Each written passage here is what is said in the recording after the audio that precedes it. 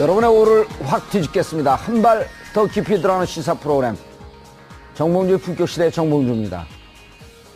민주당과 국민의당이 오늘 우원식, 김동철 두 신임 원내사령탑을 선출했습니다. 다음 주부터 줄줄이 이어질 인사청문회를 앞둔 상황.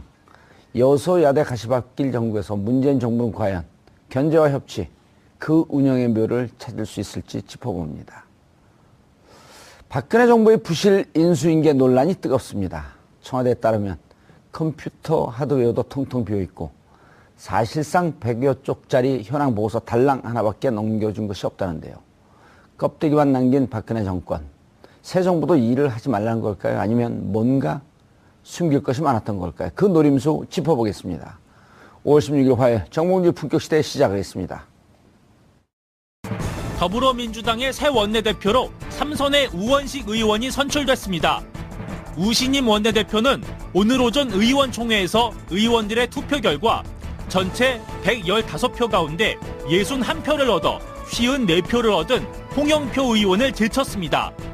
지난해에 이어 올해 두 번째로 원내대표 선거에 출사표를 던진 우 의원은 야당과의 협치를 강조. 우 원내대표는 문재인 대통령이 말한 민생과 적폐 해소, 탕평 인사로 통합과 개혁의 길을 열어가는데 온몸을 바치겠다고 말했습니다. 한편 대선 패배 후 당을 추스르고 있는 국민의당도 오늘 새 원내대표를 뽑았습니다. 결선 투표까지 가는 접전 끝에 4선의 김동철 의원이 김관영 의원을 누르고 당선됐습니다. 김 원내대표는 국정을 주도하는 강한 야당이 되겠다며 문재인 정부에 협조할 것은 협조하겠지만 해서는 안 될 일을 할 때는 국민의당이 가장 앞장서 막아낼 것이라고 밝혔습니다. 이번 선거는 향후 당청 관계와 협치의 분수령이 될 전망. 때문에 문재인 정부와 첫 호흡을 맞춰야 할 우원식 의원과 제2야당으로 문재인 정부의 협조와 견제를 동시에 해야 하는 김동철 의원의 행보에 귀추가 주목됩니다.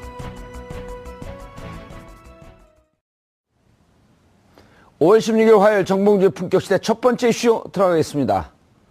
오늘 집권 여당인 더불어민주당과 야당인 국민의당이 각각 우원식 의원과 김동철 의원을 원내대표로 선출하며 새로운 항해를 시작했습니다. 과연 이 결과가 이제 막 촛발을 내디던 문재인 정부에 어떤 영향을 미칠지 전문가 세 분 모시고 말씀 나눠보도록 하겠습니다. 김준일 팩트체크 전문 미디어 뉴스톱 대표 자리하셨습니다. 네, 안녕하세요. 무슨 회사 이름이 저렇게 복잡하고 길어요? 지명도가 낮아서 그런 것 같습니다. 아, 그래요? 예. 회사 이름이 길면 사기 아니면 국정원 아닌가요? 아닙니다. 예. 팩트체크를 전문으로 하고 있습니다. 예. 고재열 기자하고는 어떤 사이죠? 고재열 기자하고는 대학 동창이고요. 예. 예. 그냥 뭐 잘 지내는 친구 사이로 있습니다. 그때는 누가 더 셌어요? 그때는 제가 아무래도 키가 더 컸기 때문에 예. 셌는데 지금은 고재열 기자가 유명 인사가 됐기 때문에 제가 좀 아무래도 아니, 팔씨름 물어본 건데. 팔씨름이요. 자, 조대진 변호사 자리하셨습니다. 안녕하십니까. 예. 이경수 교수님 자리하셨습니다. 네, 안녕하세요. 예. 다른 프로에서도 하는데 우리 이게 인물들이 겹친다고. 근데 조대진 변호사님과 이경수 교수님은 안 겹치는데. 네, 예. 안 겹치죠. 예, 안 겹칩니다. 그래서 아주 희소성에 있어서 갑입니다. 감사합니다. 예. 시청자 여러분들께서도 샵 5400으로 다양한 의견 보내주시기 바라겠습니다. 의견 반영해드리겠습니다. 자, 우원식. 지난번에 떨어졌죠? 예, 지난해 첫 이제 더불어민주당 첫 원내대표 경선에서 예. 7표 차로 떨어졌는데 이번에 7표 차로 당선이 돼서 아. 참 우연으로 7, 럭키 7으로 이렇게 우연히 겹쳤습니다. 예, 지난해도 우상호 의원과 예, 우상호 연대 출신의 우씨 가문. 예, 우씨끼리 붙었죠. 예, 연대 출신의 둘 다 또. 예. 연대 출신이시죠? 저는 K대 아, 나왔습니다. K대. 예. 가운데요? 예, 고려대 나왔습니다. 예, 7표 차. 예. 근데 그 홍영표 의원은 친문으로 분류가 되고 예, 그렇습니다. 우원식 의원은 범문. 예, 범문. 근데 이제 개파 세계 전체적으로는 이제 엷은 것으로 알려져 있고요. 뭐 이제 박원순 서울시장 그 후보 당시에 이제 선대 본부장도 맡고 그래서 여러 이제 우원식 의원이요? 예, 예. 그래서 이제 좀 개파색은 전체적으로 여진 범문으로 이제 좀 칭할 수 있을 것 같습니다. 예. 좋게 얘기하면 개파성이었지만 예. 나쁘게 얘기하면 주체성이 없다. 예, 저는 뭐 그거에 대해서는 평가를 하지 않겠습니다. 아니, 그 양측의 평가가 다 있을 수 있으니까요. 예, 그렇습니다. 예. 예. 그런데 어떻게 홍영표 의원을 이겼죠? 아무래도 이제 여러 가지 친문이 이렇게 똘똘 뭉치진 않았나 보죠? 예, 그러니까 전체적으로 이제 좀 이 국정의 전반적인 상황을 고려해야 될 것 같은데요. 예. 일단 현재 이제 문재인 대통령이 이제 인사를 하는데 전체적으로 탕평 인사에 초점을 맞추고 있다. 그래서 어떤 특정 이제 친문으로 분류됐던 인사들을 중용하기보다는 다른 계파나 이런 분들의 이제 유능하신 분들을 이제 채용을 해서 이제 쓰고 있다. 이런 어떤 전반적인 기류가 있는 것 같습니다. 그래서 이제 두 분의 이제 어떤 그 이번에 선거의 초점은 예. 이제 다른 정당하고의 협치냐 아니면은 당 정청이 개혁 드라이브를 거느냐 같이 이제 협력해서 예. 요 이제 두 가지가 이제 핵심 포인트였는데 아무래도 그 당 내에서는 협치 쪽에 좀 더 야당과의 협치 쪽에 좀 더 무게를 싣고 그 우원식 의원을 이제 원내대표로 선택을 한 것 같습니다. 예, 알겠습니다. 우원식 의원은 어떤 분인가요? 원식 의원님은 뭐 당직을 두루 거친 삼선이시죠. 그래서 뭐 당내 사정에도 밝고 그리고 뭐 딱히 뭐 문재인 대통령과 사이가 안 좋다, 좋다, 이렇게 평가, 이렇게 일부에서는 있는데, 어쨌든, 우호적으로 같이 관련된 부분을 처리할 수 있을 것으로 지금 평가가 되고 있고요. 무엇보다도 지금 을지로위원회 관련된 부분에 활동을 많이 하시지 않았습니까? 그래서 당내에서도 그렇고, 바깥에서 바라보는 인식도 관련해서 문재인 대통령이 지금 서민 친화적인 정책들이나 이런 부분들을 진행하는데 되게 적합하다, 이런 평을 좀 받고 있는 것으로 알고 있습니다. 예. 교수님. 네. 지금은 여당에서는 네. 누가 원내대표 돼도 무슨 비주륜이, 주륜이 이런 현재 개파 아무 의미가 없는 거 아니에요? 범친문이니, 무슨 친문이니, 반문이니 이런 게 이제 선거 때 똘똘 뭉쳐갖고 선거를 치렀기 때문에 별 의미가 없는 거 아닌가요? 사실은 앵커께서 하신 말씀대로 별 의미는 없습니다. 예. 의미는 없는데 그럼에도 불구하고 이제 이게 원내대표는 야당들하고 지금 야당이 지금 제1야당, 자유한국당, 제2야당, 그 다음에 국민의당, 제3야당, 교수단체만 해도 예. 바른정당 3개 교수단체가 있거든요. 예. 이 3개 교수단체하고 끊임없이 국정 현안에 대해서 논의를 하려면은 아무래도 친문 반문은 의미가 없다 하더라도 비교적 친문 인사가 아닌 쪽이 조금 더 아마 낫지 않을까. 예. 아까 우리 김준일 대표께서 분석하시듯이 두 가지 이유가 있다고 봐요. 우선 우원식 대표가 된 게 첫 번째는 상대적으로 홍영표 의원이 친문 인사를 분류되는 거에 상대적으로 우원식 대표는 사실은 어떻게 보면은 1988년도 그러니까 민평년이라고 해가지고요. 민주평화 국민연대 소속에서 그때 재야 인사들이 이제 일괄적으로 당에 평민당에 입당할 때 예. 그때 같이 들어온 인사거든요. 그래서 개파를 보면은 아마 김근태계로 이렇게 분류를 그동안 쭉 해왔었습니다. 예. 그러다 보니까 이제 소위 말하는 친노 친문계하고는 약간 거리가 있다고 이제 보여지죠. 그런 점들이 조금 아마 작용했을 거고 두 번째 동정표일 거예요 아마. 예. 지난번에 7표째로 졌는데 요번에는 그래도 야 우원식 불쌍하니까 한번 시켜줘 보자. 이게 좀 작용도 했을 거예요. 두 그렇죠. 가지가. 예. 그러나 어쨌든 간에 야삼당하고의 협력 관계를 이끌어내기 위해서는 아무래도 친문보다는 비교적 개파적 얇은 자리 좀 낫지 않겠냐. 그 점이 작용했다고 보여집니다. 홍영표 의원하고 입하전으로 벌어진 것도 어찌 보면 당의 분위기, 그러니까 누가 돼도 큰 문제가 없기 때문에 그렇죠. 굳이 이번에 네네. 원내대표로 이른바 이제 들이밀고 들어가는 게 별 의미가 있겠냐 이런 평가도 좀 있을 수 있지 않을까요? 그렇죠. 그건 맞습니다. 지금 이제 핵심은 뭐냐면 당장 이제 급한 부분이 당장 이달 말에 있을 이제 이낙연 총리 인사청문회가 있거든요. 예. 그 다음에 정부조직법도 아마 좀 손을 좀 봐야 될 거예요. 아마 문재인 대통령께서 후보 시절에 수없이 내놨던 그 공약을 알차게 추진하기 위해서는 정부조직법이 상당히 중요해요. 예. 근데 지금 다당제 상황이거든요. 더군다나 여당인 지금 민주당도 과반수를 지금 채우지 못하고 있기 때문에 아마 엄청난 협상력이 필요할 겁니다. 그래서 아마 귀추가 주목되는데요. 한번 지켜볼 필요가 있습니다. 얼마만큼 양보를 해야 될지를 좀 봐야 되겠고, 근데 이제 양보를 하게 될 때에는 적절하게 양보를 해야 되는데, 개혁의 의지마저 양보가 되면 문제가 생기거든요. 그러니까 거기에서 어디까지를 적절하게 그 예. 균형을 잡을지 그거를 잘 지켜볼 필요가 있습니다. 어쨌든 그 일곱표차의 박빙의 싸움이었지만 당내 의원들은 청와대와의 일정 정도 협치, 다른 야당과의 관계 이런 걸 두루 고려했다. 그렇죠. 아, 예, 예. 알겠습니다. 그런데 이제 그 야당과의 협치, 야당과의 관계, 야당들은 근데 상황이 지금 뭐 녹록치는 않아요. 특히 자유한국당 같은 경우는 옆에 가서 쌈 말리다가 뭐 주먹을 한 대 맞을 것 같은 분위기인데. 일단 뭐 본인들 이제 선거 이후에 이제 당내를 수습을 해야 되고 당권 경쟁을 또 해야 되는 상황 아닙니까? 뭐 당장 뭐 자유한국당만 하더라도 친박계와 친박계를 또 견제하는 기존의 그 세력들이 또 이렇게 지금 당권 경쟁에 관련된 사전 행보를 하고 있는데요. 일단은 그 우원식 원내대표는 이런 부분들이 이제 어쨌든 문재인 대통령의 이제 국정 운영에 있어서 다른 야당들의 협치를 이끌어야 되는데 이제 이런 협조 요청이 각각의 당의 그 내부적인 부분들 때문에 괜히 이제 반대를 어깃장을 놓는 상황까지도 이제 고려를 하면서 지금 협상을 해야 될 것 같습니다. 그래서 그런 부분들을 할 때 그 어느 때보다도 조금 그 위치가 되게 중요할 것 같고요. 자칫 그 뭐 문재인 대통령께서 여러 가지 그 국정 방향을 올바르게 잡았다고 하시더라도 국회에서 협조가 안 되면 서민을 위한 방향에 이렇게 해결책이 나올 수가 없기 때문에 되게 예민한 부분인 것 같습니다. 네. 근데 이제 자유한국당은 저 싸움이 그냥 뭐 하루 이틀 사이에 끝날 싸움도 아니잖아요.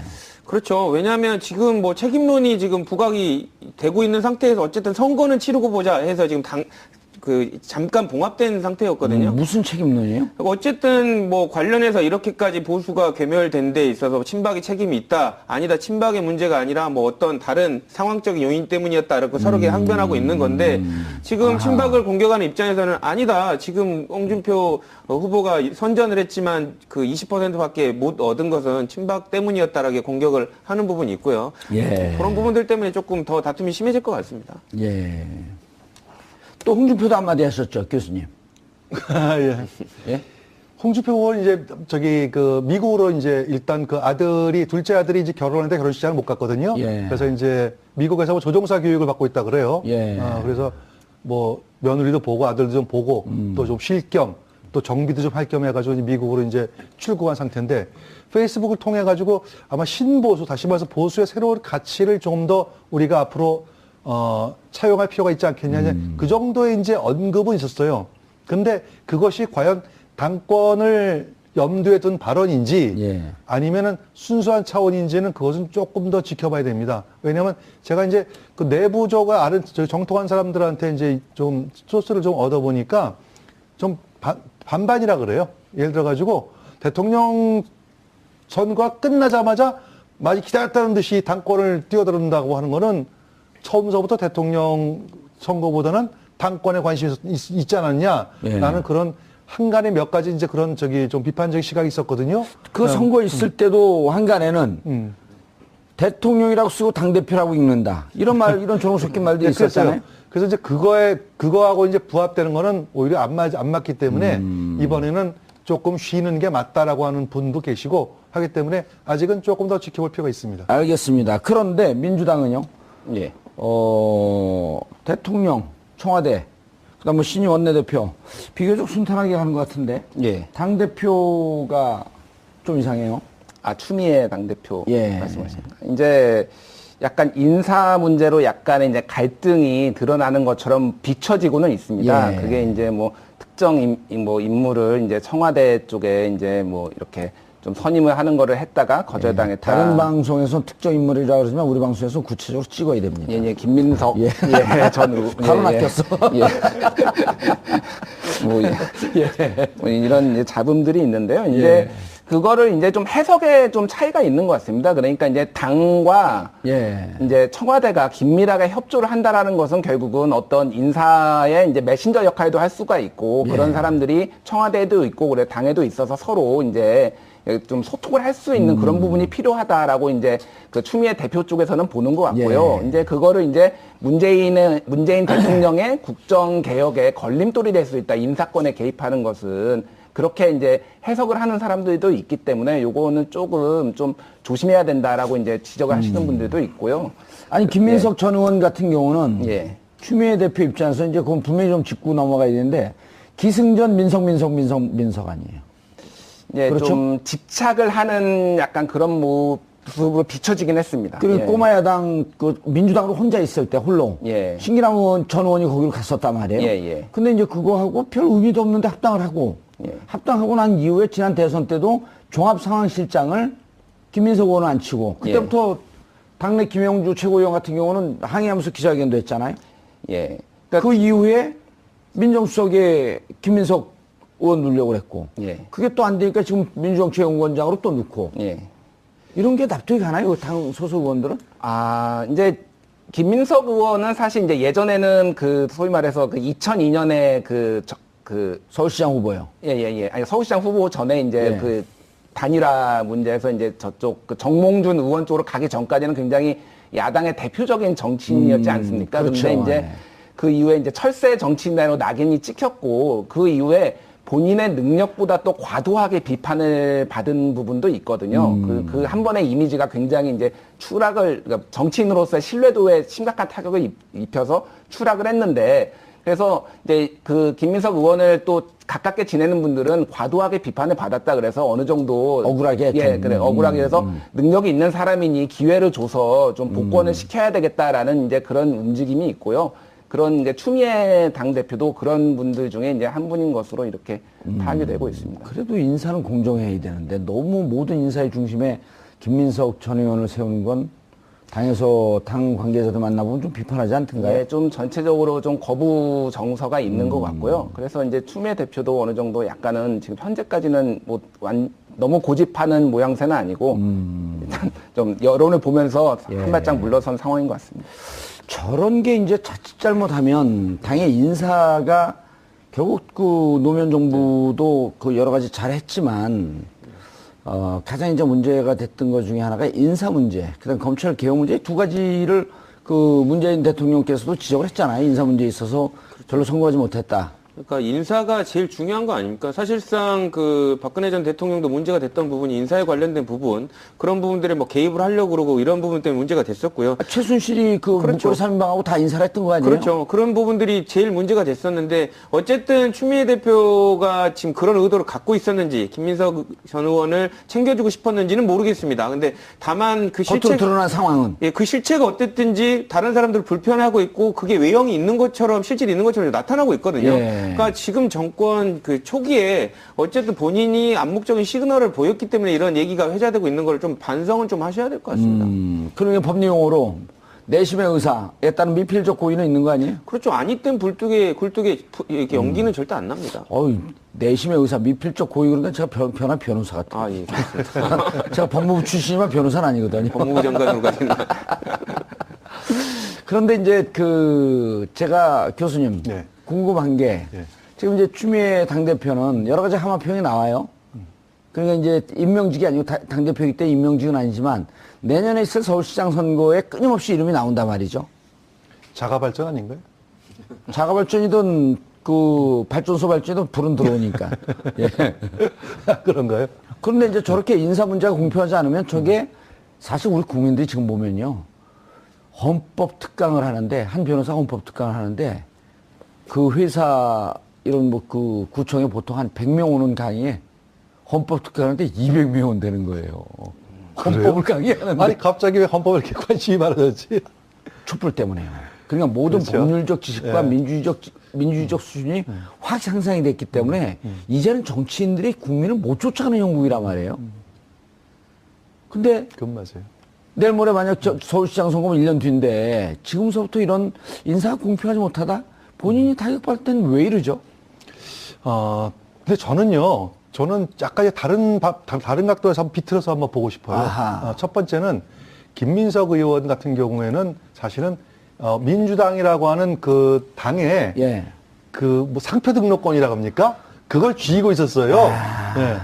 그러니까 그걸 갖다가 이제 대선 전에 합당을 해줬거든요. 그래가지고 어떻게 보면 공식적으로 민주당이라는 약칭을 쓸 수 있게끔 한 공로는 있다고 보여집니다. 그러니까 이제 당대표 입장에서 볼 때는 예. 김민석 의원이라는 분에 대해서 이제 그 점이 조금 좀 걸리지 않았을까. 예. 예. 그렇게 좀 봐야 될 것 같고, 그다음에 두 번째는요, 당 대표가 되면은요, 어쨌든 간에 선거를 이긴 1등 공신 중에 공신록에 뭐 내실이든 아니든 간에 1등 공신록에는 들어가요.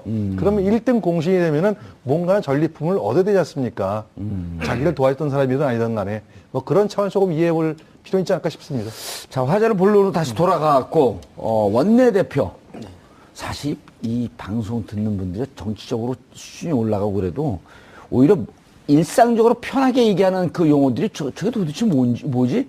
이러고 넘어가는 경우도 있거든요. 원내대표 한번 설명해 주시고 이 원내대표가 임기가 얼마고 무슨 역할을 해야 되는지 그것도 좀 정리를 해 주시죠.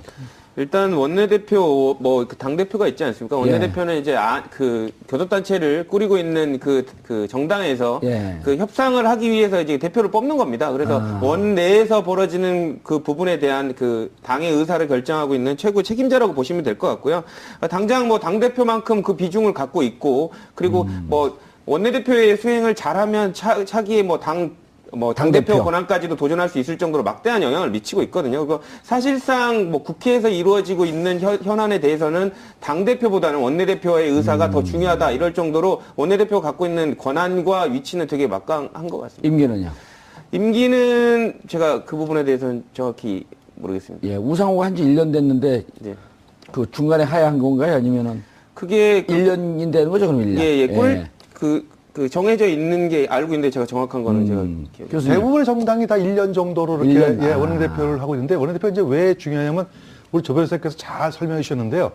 과거에 총재가 당의 대표를 있을 때가 있었어요. 지금은 이제 당 대표라고 하지만 총재가 있을 때는 원내대표는 원내 총무라고 불렸습니다. 그래서 당 삼역하면은 원래 서열이 1위가 사무총장, 2위가 원내대표, 3위가 원내 총무, 그 다음에 3위가 정책위 의장, 그 다음에 뭐 당 유격 이렇게 들어갑니다. 4위가 이제 전략기획위원장. 그 당시에 전략기획이란 말이 없을 때예요. 아, 그래요? 무슨 뭐 윤리위원장, 재정위원장, 뭐 이런 돈 되는 이런 데가 좀 이제 빽이 좀 샜었어요. 없었다는 거 그냥 조용히 얘기하시지 않고 아주 무시하듯이 얘기를 하시는 죄송합니다. 근데 이제 이게 당권하고 대권이 분리가 되면서 그러면서 당 대표가 별도로 이제 그 대통령과 별개가 됐거든요. 그럼 원내 중심의 정당이 돼야 된다. 그러면서 자연스럽게 원내 총무가 하나의 협상 정권을 가진 원내 대표가 되고 자연스럽게 모 대부분 정당의 서열 2위예요. 그래서 당 대표가 유고가 되면은 당연직으로 차기 당 대표 권한 대행을 원내 대표가 하게끔 돼 있습니다. 과거에는 총재, 제왕적 총재 시절은 총재의 오다나 명령, 지시를 받았고 하던데 이제는 독립적으로 원내 정책이 중요하기 때문에 원내 중심으로 가고 이 원내 중심으로 의원들의 대표다. 맞습니다. 무슨 의미가 있는 자리네요. 상당히 비중이 높아졌죠. 그 의원들 120명의 대표니까요. 그렇죠. 그래서 원내대표 통상 원내 있는 국회의원들의 투표에 의해서 결정됩니다. 예, 알겠습니다. 자, 그런가 하면 이제 그 국민의당. 국민의당을 들여다보면 바로 이제 대선이 있는 것 같아요. 도전하겠다고 또 벌써 선언하고. 안철수 대표는. 근데 좀 이제 일반적이진 않죠. 보통 이제 전통적으로 대선에서 낙선하신 분들은 이제 해외로 많이 나갔거든요. 예전에 이제 김대중 대통령이 그러니까 92년도에 영국으로 갔다든지 그러다가 이제 유예 기간을 두고 이제 다시 정치에 복귀하는 이런 형태를 많이 띄었는데 공부도 하고 좀 몸도 지치고 마음도 지쳤으니까 좀 쉴 겸 여러 가지 이제 아무래도 정권 초기에는 모든 그 여론의 관심이 대통령에게 쏠리다 보니까 있어봤자 별로 얻을 게 없다. 이제 현실적인 문제도 있고요. 그래서 이제 보통 이제 외국으로 많이 나가고 홍준표 후보도 나갔지 않습니까? 그런데 이제 안철수 후보는 굉장히 강한 의지를 또 표현하셔서 좀 이례적이긴 합니다.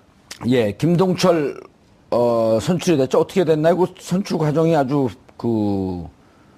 격렬하게 투표가 되는 것 같은데. 이제 총 이제 39표 이제 39명의 이제 의원들이 투표를 했는데 세 분이 나왔고요.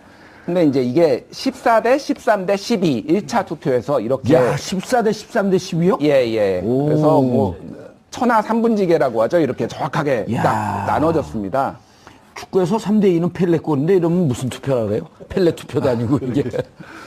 그래서 이제 김동철 후보와 김관영 후보 이제 두 분이 1, 2위로 결선 투표로 했고요. 이제 결선 투표 결과는 이제 밝히지는 않았고요. 다만 이제 당선자만 이제 밝혔는데 김동철 후보가 과반을 얻어서 이제 국민의당 원내대표로 오늘 오전에 당선이 됐습니다. 예, 3위는 누구였었나요? 3위는 유성엽 의원이 이제 3위를 차지했습니다. 유성엽 의원도 꽤 대단한 의원인데. 1, 2위 결선 투표하고 그 표차는 얘기를 안 했고요. 예, 그거는 공개하지 않았습니다. 예, 알겠습니다. 김동철 의원 원내사령탑 누구시죠? 어떤 분이죠? 그 아까 말씀드린 대로 이제 광주 광산 출신이시고요. 예. 네, 서울대 법대 나오셨고 청와대 그 서울대 법대 나서 유일하게 사법고시를 안 예. 봤는지 안 봤는지 모르겠지만 모르겠습니다. 예. 그래서 하지만 이제 국회에서는 사법제도에 관련된 부분에 간사를 맡고 이렇게 되게 많이 그쪽 분야에서 그 일을 하신 걸로 알려지고 있습니다. 그 개파는 손학규계로 분류가 되고 있는데요. 어쨌든 그 17대부터 광주 광산구 갑에서 사선을 한 그 중진 의원이고요. 지금 이번에 국민의당 사선 의원이요? 예, 사선 의원입니다. 저도 이름을 오랜만에 봤는데. 예, 이번에 지금 국민의당 그 원내대표 경선에 나온 사람 중에 제일 다선으로 지금 알려지고 있어서 그 부분도 아마 선택을 받는데 되게 중요한 그 요인이 되지 않았나. 김관영 의원은 몇 선인가요? 재선입니다. 유성엽 의원은요? 3선으로. 예. 야, 근데 14, 13, 12. 아주 역동적인 정당이에요. 이렇게 재밌는 보면. 스코어가 나왔죠. 야, 김동철 의원과 우원식 의원은 관계는 어떻죠? 일단 뭐 둘 다 문재인 대통령과 뭐 가깝지는 않은 것으로 지금 평가가 되고 있는데요. 예. 그렇기 때문에 오히려 나중에 그 원내 대표들끼리 만났을 때는 뭐 조금 더 교감이 더 있을 수 있겠다라는 뭐 기대감도 있는 것 같습니다. 하지만 이제 김동철 의원 같은 경우에는 협치는 강조를 하고 있지만 무작정 끌려다지는 않겠다 지금 이렇게 얘기를 하고 있거든요. 근데 하지만 지금 문재인 대통령에 관련된 호남의 지지도가 그 국민의당을 되게 뭐 더블 스코어 차이로 많이 앞둔 게 지금 민심의 대선에서 나타났습니다. 그렇기 때문에 인사청문회라든지 이런 과정에서 마냥 그냥 야당으로서의 위치로서 반대만 하기에는 호남의 민심이 또 쳐다보고 있기 때문에 쉽지만은 않을 것으로 보입니다. 예, 교수님. 네. 김동철 의원이 공식적으로 연정 얘기까지 했었어요. 예. 연정 오면은 거부하지 않겠지만 개별적으로 의원들 접촉하는 이런 거에는 동의하지 않는다.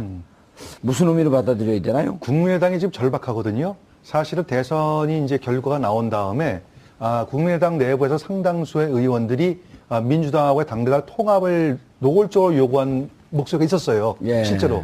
그러다 보니까 원내 지도부 입장에서 볼 때는 이 의원들을 다독거릴 필요가 있죠. 그래서 연정이라는 카드는 일단 꺼내놨는데 여기서 이제 시청자 여러분들께서 도움을 드리기 위해서 연정이라고 하는 거 잠깐 개념점을 말씀을 드릴게요. 원래 이제 연정이라는 것은 의원 내각제에서 말하는 코올리션 거버먼트를 말하는 거거든요. 형태가 형태가 세 가지입니다. 하나는 이제 장관 내각을 갖다 같이 이 당 저당에서 끌어와 가지고 내각 같이 구성하는 연립 정부가 있고요. 예. 그다음에 두 번째 형태는 정책만 같이 한다 하는 정책 연합이 있고 세 번째는 선거 연합이라고 해가지고 특정 선거가 있으면은 두 개 정당이 합심해가지고 한 후보를 내는 형태가 있습니다. 요 세 가지가 이제 흔히 연정인데 지금 김동철 후보는 이제 오늘 그 원내대표 당선된다면 이런 얘기를 해요. 연정을 하는 건 좋은데 독일 같은 데서도 큰 정당하고 소수 정당이 연정을 하더라도 철저하게 사전에 협약서를 다 맺고 정책 협약서를 충분히 맺은 다음에 그 다음에 연정을 하지 콩고 먹듯이 이렇게 하진 않는다. 자리 나눠 먹지는 안 한다. 그렇죠. 네, 그러니까 의미는 있네요. 의미. 두 가지를 다 얘기하는 거죠. 자당의 국민의당의 의원들을 다독거리는 거 하나, 연정을 던져놓으면서 해가지고 못 가게. 그다음에 두 번째는 하더라도 어설프게 하지 않고 철저하게 따질 거 따져서 하겠다. 계산결 제대로 뚫겠다는 얘기네요. 두 가지를 동시에 아마 던진 다목적 카드라고 보여집니다. 저는 그 계산기를 뚫겠다라고 하는 게 정치적 무슨 정상배 이렇게 보이지 않고 아주 정확한 정치적 판단으로 보이는데요. 왜냐하면 이게 뒤에서 짬짬하면서 꼼수 부리는 게 아니고 정확하게 정책 공개하고 이거 같이 하겠다. 그리고 그거 하기 위해서 장관 몇 자씩 주겠다. 이렇게 하는 게 더 나은 거 아닌가요? 이게 원래 정확한 겁니다. 사실상 독일에서도 기민당하고 그다음에 녹색당하고 정책연합을 연정할 때도 기민당하고 녹색당의 의석수는 거의 10배예요. 그럼에도 불구하고 약 한 5,000쪽짜리 정책 협의서를 만들어가지고 미리 다 사인해가지고 해서 정책연합을 했습니다. 이야, 그 공부도 잘해야 되겠네. 5,000쪽 읽으려면 우리는 50년 읽어야 될 텐데. 그 의미는 있네요. 그래서 철저하게 정책이 먼저 합쳐만 돼야 그 다음에 연정이 된다. 이런 말씀 드리겠습니다. 김 기자님. 예. 그러나 아무리 이렇게 정확하게 얘기를 했다고 할지라도 예. 김동철 의원 같은 경우에 2015년 12월 예. 문재인의 패권주의에 저항하면서 안철수 의원과 함께 탈당을 한 예. 원래는 골수민주당이었단 말이에요. 원래는 민주당 권노갑 의원 보좌관으로 이제 출발을 했고요. 그다음에 그럼 또 동교동계네요. 예, 그래서 뭐 이제 그러니까 뭐 김대중 대통령 시절에 이제 청와대에서 근무를 이렇게 한 걸로 알고 있고요. 예. 그리고 이제 계속 이제 정통 야당이죠. 그러니까 예. 그 이름은 계속 바뀌었지만 있다가 이제 국민의당에 합류를 했죠. 2015년에. 그런데 나갈 때 철저하게 비문 예. 인사로 분류가 됐었단 말이에요. 예, 예. 이제 원내대표가 뽑히면 문재인 대통령의 행보에 따라서 예측 가능한 게 원내대표들하고 뭐 오찬을 하든지 만찬을 하든지 예. 조찬회의를 하든지 한번 할 것 같은데 그 자리에서 어쨌든 어떻게 할 건지 좀 협조하자라고 예. 하는 얘기가 나올 텐데 예. 그런 자리가 물론 정치이긴 하지만 김동철 의원 입장에서 좀 껄끄럽지 않을까요? 근데 이제 어쨌든 뭐 개인이 비문재인 개인 거하고 국민의 당의 어떤 원내 대표로서 가는 건 다르기 때문에 어쨌든 본인이 오늘 이제 당사자가 말씀을 하지 않았습니까? 스탠스는 어느 정도 정해졌고요. 협조할 것은 협조하되 잘못된 것은 반대하겠다라고 명확하게 하고 연정의 가능성도 열어뒀지만은 아까 이경수 교수님께서 말씀한 절차를 정확하게 밟아서 하자. 그래서 이런 메시지를 던진 것은 결국은 당을 결속하겠다라는 의미가 있거든요. 그래서 지금 어떤 내년 총선이나 이런 것들을 두고 봤을 때 당을 결속하기 위해서 어떤 협조할 것은 협조하지만은 좀 견제할 것은 견제하는 방향으로 가지 않을까 이렇게 예상이 됩니다. 예, 청와대 인사도 관심인데 박수현 전 의원이 임명됐나요? 네, 됐습니다. 오늘 오전에 그래서 10시 30분에 예정된 거에 관련된 입장을 하고 있고, 오후에는 계속 그 관련된 그 브리핑을 직접 하고 있는 걸로 지금 보도되고 있습니다. 박수현 의원 같은 경우는 안희정 지사를 지금거리에서 그렇죠. 도우면서 박수현 안희정 캠프의 대변인 역할을 했었죠. 그렇죠. 그래서 문재인 후보에 대해서 아주 신랄한 공격을 했었는데. 여러 가지로 뭐 박수현 대변인이 뭐 저도 같이 방송을 해보고 그랬습니다만은 기본적으로 뭐 감정적인 섞인 뭐 비난이나 이렇게 하지 않는 분으로 유명하시죠. 근데 관련해서 이제 본인이 이렇게 녹여서 이렇게 말씀을 잘 해주시는데 어쨌든 박수현 의원은 말씀 주신 대로 안 지사의 그 거의 최측근이고요. 가장 뭐 심기를 잘 알고 있는 정도라고 보이는데 어쨌든 지금은 이번 정부의 대통령의 입의 자리에 배치하지 않았습니까? 사실상 이번에는 입으로 불릴 수 있는 대변인의 자리에는 친문이 앉지 않을까라고 이렇게 의견이 많이 됐었는데 안 지사님의 그 최측근인 박수현 의원을 앉힌 것으로 봐서 정말로 진짜 탕평의 인사를 실현하고 있다라는 이런 부분이 좀 맞는 것 같습니다. 예. 인사 얘기 나온 길로 조금 더 가보면 교수님. 네. 삼촌의 중에 한 명인 이호철은 미국으로 날랐고 네. 양정철은 뉴질랜드로 날르겠다 그러고. 그러고 보면 세계는 좁아요. 그런데 이제 최재성, 친문 4인방으로 알려졌던 최재성 의원도 백의종군을 선언했고요. 내부를 들여다보면 들어가려고 하다 못 들어갔다라고 하는 얘기도 있던데. 뭐 그렇게 평가할 건 아닌 것 같고요. 예. 제가 볼 때 상당히 좀 잘하고 있는 것 같다.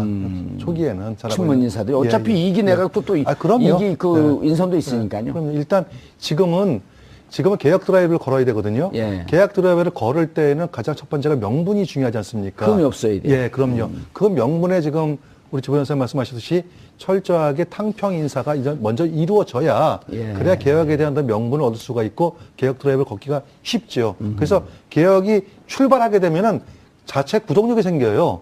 구동력이 생길 때 그때는 조금 더 가열차게 하기 위해서는 조금 더 자기 측근 인사들 갖다가 좀 집어넣는 것도 하나의 방법이죠. 그러니까 뭐 급할 게 없으니까 5년이라는 시간 많이 있습니다. 얼마든지 들어갈 수 있는 시간이 있으니까 잠시 물러나는 거 가열차게 좋습니다. 건다. 그게 약간 그 좌파 운동권 표현인데. 저는 방송용으로 적합하지 않은 거 아닌가요? 죄송합니다. 다음부터 제가 양정철 전 고치겠습니다. 비서관의 언론에 나온 부분을 봤는데요. 기자들한테 문자로 뭐 보내지 않았습니까? 소회를 말한 부분을 봤는데 이 부분이 되게 와닿더라고요.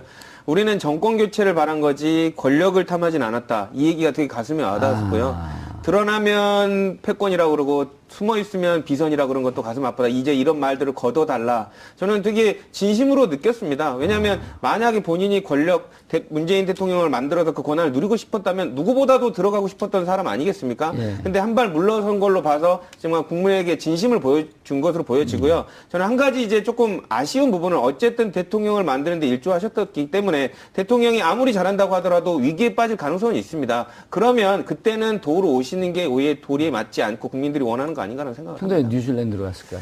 뉴질랜드에 연고가 있지 않으실까요? 캐나다에 있는데요. 저는 동생이 모르겠어요. 캐나다에 살고 있는데. 네. 캐나다로 간다 그러더니 뉴질랜드로 가갖고 저거 뭔가 트릭 아닌가? 예. 거쳐서 가시는 거 아닐까요? 뉴질랜드를 거쳐서 캐나다를 가요. 알겠습니다. 어쨌든 그래도 그 친문 인사들이 뒤로 빠지는 모습은 문재인 대통령 입장에서는 무척 호감을 하고 한마디로 얘기하면은 문재인 대통령의 부담을 덜어준 거죠. 관저에서 예. 식사를 하면서 눈물을 보였다라고 하는 기사도 나오던데. 예. 그러니까 어쨌든 같이 동고동락했던 그런 예. 사이인데 본인들이 자발적으로 그렇게 이렇게 빠져주면은 어찌됐든 마음은 아프지만은 이 초반의 국정 개혁 드라이브에 좀 더 힘이 실릴 수, 말씀하셨듯이 예. 탕평 어떤 인사로 통해서 그런 것이 가능하기 때문에 실제 하든 실제하지 않았든 계속 친문 패권주의로 공격을 받았지 않습니까? 그렇죠. 그런 것들이 어떤 빌미도 주지 않겠다라는 어떤 지금 인사 스타일이나 이런 것을 이제 엿볼 수가 있는 거죠, 현재 상황이. 정치권이 참 묘한 게요. 없는데 상대방이 주장을 하면 그게 현실이 돼요.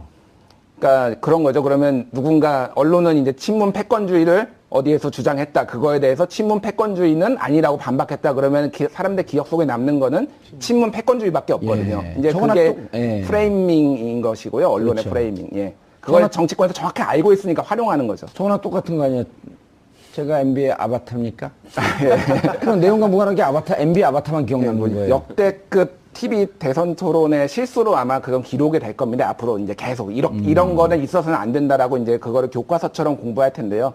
본인 입으로 그렇게 얘기한 거는 정말 실수였죠. MB하고 나하고 관계가 그렇게 밀접하다면 MB가 제 아바타입니까? 이랬으면 사건이 커졌죠. 예, 그거는 아예, 그러니까 언급을 안 하는 게 최선이죠, 그거는. 예, 언급을 안 해야지. 그 닉슨 대통령이 저는 사기꾼이 아닙니다라고 이 워터게이트 사건 때 얘기를 하는 순간 본인한테 사기꾼이 남은 거는 아닙니다. 사기꾼이라는 이미지밖에 없거든요. 그래서 그런 언급을 선거 전략상 절대 하면 안 되는 겁니다. 예. 저는 앵커가 아닙니다. 하는 순간 앵커라고 하는 것만 남아있는 거죠. 예전에 햄버거 광고에서 그런 해외에 그런 게 있었는데 뭐 지렁이로 햄버거를 만드는 거 아니냐라는 그 예? 지렁이로 햄버거를 아하. 만드는 거 아니라는 공격이 있었는데 그 부분을 해명을 할 때 우리는 지렁이로 햄버거를 만들지 않았습니다. 그러면 그 햄버거는 지렁이밖에 생각이 안 납니다. 이번에 그 대표적인 실패한 광고로 비교가 되더라고요. 그렇죠. 이번에. 그러니까 그런 해명을 할 때는 그냥 우리는 순수한 그 한우를 씁니다. 순수한 소고기를 씁니다라고 해버리면 되는데 그 말을 자기 입에 담으로써 그 프레임이 자기 스스로 만들어져 버리는 거죠. 그러니까 그런 부분을 안철수 후보가 실수한 것 같습니다. 저도 그런 말실수를 한번 해보고 싶은데 실수가 안 나와요. 참 그게 문제예요. 조만간에 찝어내야지. 그래요? 가열차게 한번 집어내보시죠. 교수님, 예. 인사청문회 네. 간단히 한번 좀 짚어주고 가시죠. 이제 그 원내대표들도 이제 선출이 됐고 인사청문회가 이제 가장 그 총리 인사청문회 네, 맞습니다. 넘어야 할 과제 아니에요? 네, 넘어야 이제 큰 과제죠. 근데 이낙연 내정자, 민주당, 국민의당 어디서든 문제 제기하기 좀 곤란하지 않나요? 아마 자유한국당에서도 크게 이낙연 총리 후보자에 대해서는 크게 이렇게 어떤 저 걸고 넘어질 만한 것도 찾지는 못한 것 같아요. 왜냐면 그분 언론계에도 오래 계셨고, 예. 그 다음에 국회에 들어와서도 어떻게 보면 비교적 합리적인 행동을 많이 하셨기 때문에. 젠틀맨이라고 하는 별명이 있죠. 예. 그래서 크게 이번 모르겠어요. 예. 하도 우리나라 사람들 많이 끄집어내는 거 좋아하니까 예. 뭐가 그냥 하늘에서 뚝 떨어져가지고 뭐가 나올지 모르겠는데 그런 게 아니면은 이번 인사청문회는 비교적 무난하게 넘어가지 않을까. 그래서 자유한국당 대변인도 뭐라고 발표했냐면은 정책 능력을 검증하겠다고 그렇게 나왔어요. 네. 어떤 개인의 어떤 그거보다도 예. 총리로서의 정책 능력 집중을 검증하겠다고 했으니까 아마 좀 정책 대선이 끝난 지 얼마 안 됐지만 또 다른 형태의 어떤 정책 공방이 이루어질 것 같은 느낌이 듭니다. 정책 검증하겠다라고 하는 것은 청문회는 거의 넘어갔다 이렇게 봐도 되겠죠. 그렇죠. 네. 네. 그런데 이제 자유한국당에서 이제 최근에 이제 나오는 얘기들은 약간 이제 뭐 교수님 말씀하신 부분은 전체적 기조는 맞는데 그래도 검증은 하겠다라는 얘기들이 있거든요. 지금 위장 전입 문제, 재산 신고 누락 문제, 아들 뭐 병역 의혹 문제 이런 것들을 어쨌든 짚고는 넘어가겠다라고 지금 얘기를 하고 있어서 그러면 그것도 안 하면 지금 국민들이 보기에 이거 뭐 기껏 대선 지나더니 서로 뭐 짬짬이 하는 거 아니냐 이런 의혹을 또 받을 수가 있으니까. 네, 그렇죠. 민주당 원내대표 선출, 국민의당 원내대표 선출, 대선 이후에 이제 정치권이 새 옷을 입으면서 기지개를 펴는 모습입니다. 한순간도 잊지 말아야 할 것입니다. 옷깃을 여미고 항상 국민만 생각하는 자세입니다. 것 같습니다. 예. 또 홍준표도 한마디 하셨죠, 교수님. 예. 예? 홍준표 의원 이제 그 미국으로 이제 일단 그 둘째 아들이 이제 결혼하는데 결혼식장을 못 갔거든요. 예. 그래서 이제 미국에서 뭐 조종사 교육을 받고 있다 그래요. 예. 그래서 뭐 며느리도 보고 아들도 좀 보고 또 좀 쉴 겸 또 정비도 좀 할 겸 해가지고 미국으로 이제 출국한 상태인데 페이스북을 통해 가지고 아마 신보수 다시 말해서 보수의 새로운 가치를 좀 더 우리가 앞으로 차용할 필요가 있지 않겠냐 그 정도의 이제 언급은 있었어요. 근데 그것이 과연 당권을 염두에 둔 발언인지 아니면은 순수한 차원인지는 그것은 조금 더 지켜봐야 됩니다. 왜냐하면 제가 이제 그 내부적으로 아는 정통한 사람들한테 이제 좀 소스를 좀 얻어보니까 좀 반반이라 그래요. 예를 들어가지고 대통령 선거가 끝나자마자 마치 기다렸다는 듯이 당권을 뛰어들은다고 하는 거는 처음서부터 대통령 선거보다는 당권에 관심이 있지 않았냐라는 그런 한간에 몇 가지 이제 그런 좀 비판적인 시각이 있었거든요. 그 선거 있을 때도 한간에는 대통령이라고 쓰고 당대표라고 읽는다. 이런 조롱 섞인 말도 있었잖아요. 그래서 이제 그거하고 이제 부합되는 거는 오히려 안 맞기 때문에 이번에는 조금 쉬는 게 맞다라고 하는 분도 계시고 하기 때문에 아직은 조금 더 지켜볼 필요가 있습니다. 알겠습니다. 그런데 민주당은요? 예. 대통령, 청와대, 그다음 뭐 신임 원내대표 비교적 순탄하게 가는 것 같은데 당 대표가 좀 이상해요. 추미애 당대표 말씀하시는 거. 이제 약간 인사 문제로 약간의 이제 갈등이 드러나는 것처럼 비춰지고는 있습니다. 그게 이제 뭐 특정 인물을 이제 청와대 쪽에 이제 뭐 이렇게 좀 선임을 하는 거를 했다가 거절당했다. 다른 방송에서 특정 인물이라고 그러지만 우리 방송에서 구체적으로 찍어야 됩니다. 김민석 전 바로 낚였어. 뭐 이런 이제 잡음들이 있는데요. 이제 그거를 이제 좀 해석에 좀 차이가 있는 것 같습니다. 그러니까 이제 당과 이제 청와대가 긴밀하게 협조를 한다라는 것은 결국은 어떤 인사의 이제 메신저 역할도 할 수가 있고 그런 사람들이 청와대에도 있고 그래 당에도 있어서 서로 이제 좀 소통을 할 수 있는 그런 부분이 필요하다라고 이제 그 추미애 대표 쪽에서는 보는 것 같고요. 이제 그거를 이제 문재인 대통령의 국정 개혁에 걸림돌이 될 수 있다. 인사권에 개입하는 것은 그렇게 이제 해석을 하는 사람들도 있기 때문에 요거는 조금 좀 조심해야 된다라고 이제 지적을 하시는 분들도 있고요. 아니 김민석 전 의원 같은 경우는 추미애 대표 입장에서 이제 그건 분명히 좀 짚고 넘어가야 되는데 기승전 민석 아니에요. 그렇죠? 좀 집착을 하는 약간 그런 모습으로 비춰지긴 했습니다. 그리고 꼬마 야당 민주당으로 혼자 있을 때 홀로 신기남 전 의원이 거기로 갔었단 말이에요. 지금 이제 핵심은 뭐냐면 당장 이제 급한 부분이 당장 이달 말에 있을 이제 그 이낙연 총리 인사청문회가 있거든요.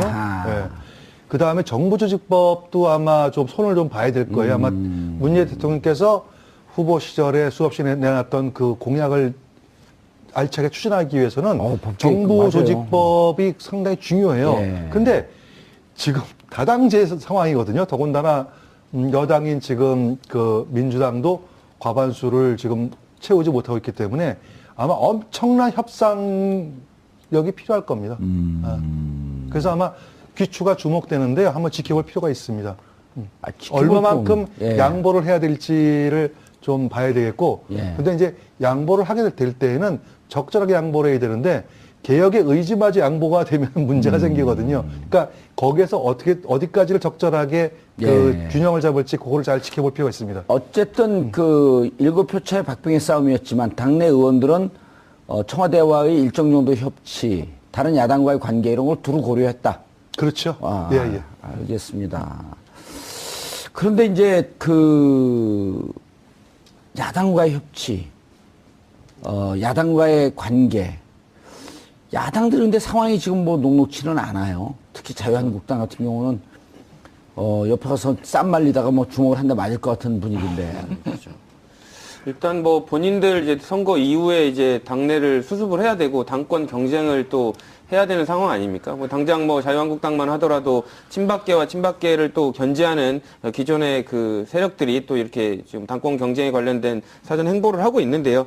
일단은 그 우원식 원내대표는 이런 부분들이 이제 어쨌든 문재인 대통령의 이제 국정 운영에 있어서 다른 야당들의 협치를 이끌어야 되는데 이제 이런 협조 요청이 각각의 당의 그 내부적인 부분들 때문에 괜히 이제 반대를 어깃장을 놓는 상황까지도 이제 고려를 하면서 지금 협상을 해야 될 것 같습니다. 그래서 그런 부분들을 할 때 그 어느 때보다도 조금 그 위치가 되게 중요할 것 같고요. 자칫 그 뭐 문재인 대통령께서 여러 가지 그 국정 방향을 올바르게 잡았다고 하시더라도 국회에서 협조가 안 되면 서민을 위한 방향에 이렇게 해결책이 나올 수가 없기 때문에 되게 예민한 부분인 것 같습니다. 네. 근데 이제 자유한국당은 저 싸움이 그냥 뭐 하루 이틀 사이에 끝날 싸움도 아니잖아요.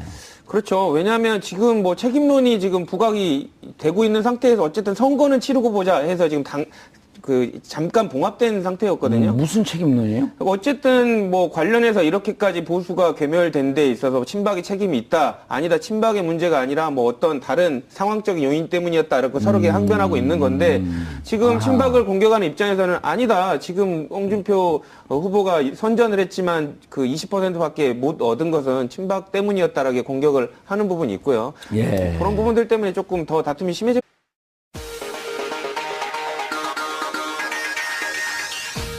여러분의 오를 확 뒤집겠습니다. 한 발 더 깊이 들어가는 시사 프로그램. 정봉주의 품격시대 정봉주입니다. 민주당과 국민의당이 오늘 우원식, 김동철 두 신임 원내사령탑을 선출했습니다. 다음 주부터 줄줄이 이어질 인사청문회를 앞둔 상황. 여소야대 가시밭길 정국에서 문재인 정부는 과연 견제와 협치, 그 운영의 묘를 찾을 수 있을지 짚어봅니다. 박근혜 정부의 부실 인수인계 논란이 뜨겁습니다. 청와대에 따르면 컴퓨터 하드웨어도 텅텅 비어있고 사실상 100여 쪽짜리 현황 보고서 달랑 하나밖에 넘겨준 것이 없다는데요. 껍데기만 남긴 박근혜 정권. 새 정부도 일을 하지 말라는 걸까요? 아니면 뭔가 숨길 것이 많았던 걸까요? 그 노림수 짚어보겠습니다. 5월 16일 화요일 정봉주 품격시대 시작하겠습니다. 더불어민주당의 새 원내대표로 삼선의 우원식 의원이 선출됐습니다. 우신임 원내대표는 오늘 오전 의원총회에서 의원들의 투표 결과 전체 115표 가운데 61표를 얻어 54표를 얻은 홍영표 의원을 제쳤습니다. 지난해에 이어 올해 두 번째로 원내대표 선거에 출사표를 던진 우 의원은 야당과의 협치를 강조.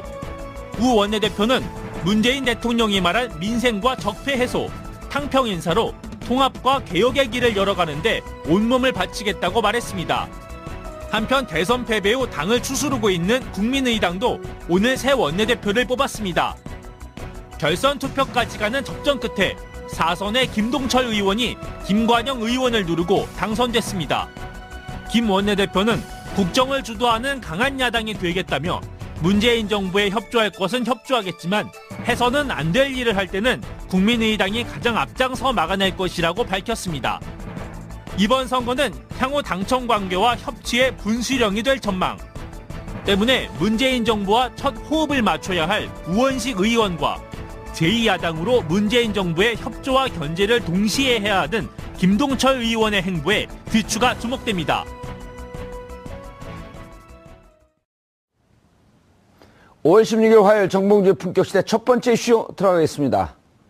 오늘 집권 여당인 더불어민주당과 야당인 국민의당이 각각 우원식 의원과 김동철 의원을 원내대표로 선출하며 새로운 항해를 시작했습니다.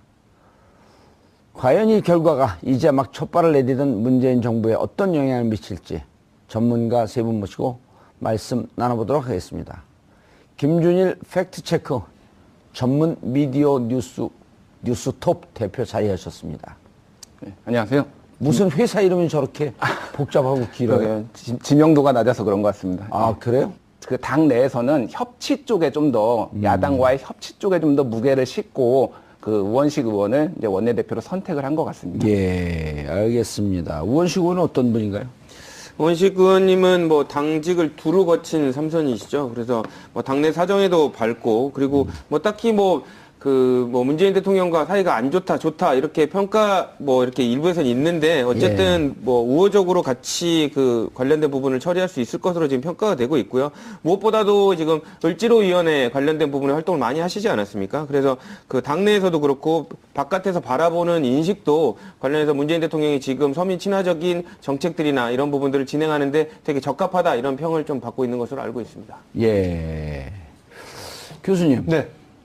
지금은 여당에서는 네. 누가 원내대표 돼도 무슨 비주륜이 주륜이 이런 현재 개파 아무 의미가 없는 거 아니에요? 범친문이니 무슨 친문이니 반문이니 이런 게 이제 선거 때 똘똘 뭉쳐갖고 선거를 치렀기 때문에 별 의미가 없는 거 아닌가요? 사실은 뭐 앵커께서 하신 말씀대로 별 의미는 없습니다. 예. 의미는 없는데 그럼에도 불구하고 이제 이게 원내대표는 저기 야당들하고 지금 야당이 지금 뭐 제1야당, 자유한국당, 제2야당, 그다음에 국민의당, 제3야당, 교수단체만 해도 예. 바른정당 3개 교수단체가 있거든요. 예. 이 3개 교수단체하고 끊임없이 국정 현안에 대해서 논의를 하려면은 아무래도 뭐 친문 반문은 의미가 없다 하더라도 비교적 친문 인사가 아닌 쪽이 조금 더 아마 낫지 않을까. 예. 아까 이렇게 김준일 대표께서 분석하셨듯이 두 가지 이유가 있다고 봐요. 우선 우원식 대표가 된 게 첫 번째는 상대적으로 그 홍영표 의원이 친문 인사를 분류되는 거에 상대적으로 우원식 대표는 사실은 어떻게 보면은 1988년도 그러니까 민평년이라고 해가지고요, 민주평화 국민연대 소속에서 그때 재야 인사들이 이제 일괄적으로 그 당에 평민당에 입당할 때 예. 그때 같이 들어온 인사거든요. 그래서 계파를 보면은 아마 김근태계로 이렇게 분류를 그동안 쭉 해왔었습니다. 예. 그러다 보니까 이제 소위 말하는 친노 친문계하고는 약간 거리가 있다고 이제 보여지죠. 그런 점들이 조금 아마 작용했을 거고, 두 번째 동정표일 거예요, 아마. 예. 지난번에 7표째로 졌는데 요번에는 그래도 야 우원식 불쌍하니까 한번 시켜줘 보자. 뭐 이게 좀 작용도 했을 거예요. 두 그렇죠. 가지가. 예. 그러나 어쨌든 간에 야3당하고의 협력 관계를 이끌어내기 위해서는 아무래도 친문보다는 뭐 비교적 개파지 얇은 세력이 좀 낫지 않겠냐. 뭐 그 점이 작용했다고 보여집니다. 홍영표 의원하고 입하전으로 벌어진 것도 어찌 보면 당의 분위기, 그러니까 누가 돼도 큰 문제가 없기 때문에 그렇죠. 굳이 이번에 네네. 원내대표로 이른바 이제 들이밀고 들어가는 게 별 의미가 있겠냐, 이런 평가도 좀 있을 수 있지 않을까요? 그렇죠. 예, 그건 맞습니다. 예. 회사 이름의 길면 사기 아니면 국정원 아닌가요? 아닙니다. 예. 팩트 체크를 전문으로 하고 있습니다. 예. 고재열 기자하고는 어떤 사이죠? 고재열 기자하고는 대학 동창이고요. 예. 그냥 뭐 잘 지내는 친구 사이로 있습니다. 그때는 누가 더 셌어요? 그때는 제가 아무래도 키가 더 컸기 때문에 예. 셌는데, 지금은 고재열 기자가 유명 인사가 됐기 때문에 제가 좀 아무래도 아니, 팔씨름 물어본 건데. 팔씨름이요. 자, 조대진 변호사 자리하셨습니다. 안녕하십니까. 예. 이경수 교수님 자리하셨습니다. 안녕하세요. 예. 다른 프로에서도 하는데 우리 이게 인물들이 겹친다고. 근데 조대진 변호사님과 이경수 교수님은 안 겹치는데. 네. 예. 안 겹치죠. 예, 안 겹칩니다. 그래서 아주 희소성에 있어서 갑입니다. 감사합니다. 시청자 여러분들께서도 샵 5400으로 다양한 의견 보내주시기 바라겠습니다. 의견 반영해드리겠습니다. 자, 우원식. 지난번에 떨어졌죠? 예, 지난해 이제 더불어민주당 첫 원내대표 경선에서 예. 7표 차로 떨어졌는데, 이번에 7표 차로 당선이 돼서 참 우연으로 7, 럭키 7으로 이렇게 우연히 겹쳤습니다. 예, 지난해도 우상호 의원과 예, 우상호 연대 출신의 우씨 가문. 예, 우씨끼리 두 분. 붙었죠. 예, 예. 연대 출신의 둘 다 또. 예. 연대 출신이시죠? 저는 K대 나왔습니다. K대. 예. 가운데요? 예, 고려대 나왔습니다. 예, 7표 차. 예. 근데 그 홍영표 의원은 친문으로 분류가 되고, 예, 그렇습니다. 우원식 의원은 범문. 예, 법문. 근데 이제 개파 세계 전체적으로 이제 엷은 것으로 알려져 있고요. 뭐 이제 박원순 서울시장 그 후보 당시에 이제 선대 본부장도 맡고 그래서 여러 이제 우원식 의원이요? 예, 예. 그래서 이제 좀 개파색은 전체적으로 여친 법문으로 이제 좀 칭할 수 있을 것 같습니다. 예. 좋게 얘기하면 개파색이었지만 예. 나쁘게 얘기하면 주체성이 없다. 아, 예, 저는 뭐 그거에 대해서는 평가를 하지 않겠습니다. 아니, 그 양측의 평가가 다 있을 수 있으니까요. 예, 그렇습니다. 예. 예. 그런데 어떻게 홍영표 의원을 이겼죠? 아무래도 이제 여러 가지 친문이 이렇게 똘똘 뭉치진 않았나 보죠? 예, 그러니까 전체적으로 이제 좀 이 국정의 전반적인 상황을 고려해야 될 것 같은데요. 예. 일단 현재 이제 문재인 대통령이 이제 인사를 하는데 전체적으로 탕평 인사에 초점을 맞추고 있다. 그래서 어떤 특정 이제 친문으로 분류됐던 인사들을 중용하기보다는 다른 개파나 이런 분들의 이제 유능하신 분들을 이제 채용을 해서 이제 쓰고 있다. 이런 어떤 전반적인 기류가 있는 것 같습니다. 그래서 이제 두 분의 이제 어떤 그 이번에 선거의 초점은 예. 이제 다른 정당하고의 협치냐 아니면은 당 정청이 개혁 드라이브를 거느냐 같이 이제 아하. 협력해서 예. 요 이제 두 가지가 이제 핵심 포인트였는데 아무래도